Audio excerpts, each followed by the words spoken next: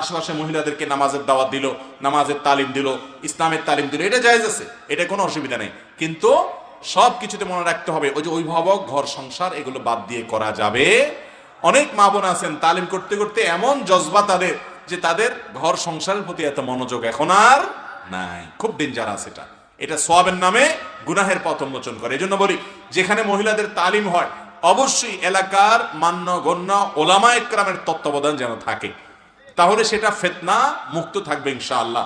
এলাকার আলেম ওলামাদেরকে সেখানে ইনভলভ করবেন, তারা সেখানে দূর থেকে পর্দার মধ্যে থেকে মাইকে কথা বলবেন এবং তাদের সবকিছু মাস্তা মাসাইল তাদের কাছে জেনে তাদের তত্ত্বাবধান নিয়ে করবেন।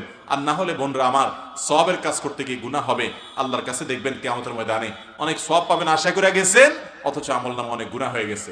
নফস এবং প্রবৃত্তির পূজা করার নাম ইসলাম না। ইসলাম হলো কোরআন এবং হাদিসকে পরিপূর্ণ অনুসরণ করার নাম। তবে অবশ্যই মেয়েরা কোরআন হাদিস শিখবে, তারা তালিম করবে।